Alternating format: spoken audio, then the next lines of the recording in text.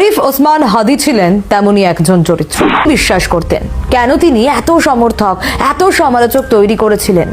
এতদিন বলা হয়েছে ভারতীয়রা নাকি বাংলাদেশ বিরোধী, কিন্তু বাস্তবে ভারতীয় মিডিয়া এটি প্রমাণ করলো আসলে ভারতের কিছু মানুষ বাংলাদেশ বিরোধী নয়।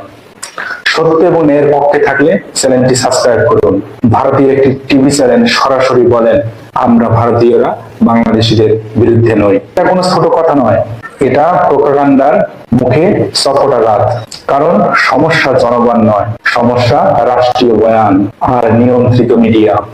আজ প্রশ্ন একটাই, যদি আজ একজন সত্য বলে বাকিরা নীরব কেন? কার ভয়, কার নির্দেশ?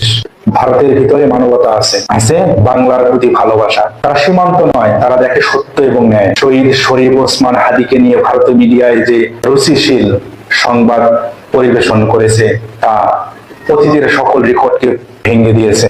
সত্যি তা প্রশংসনীয়।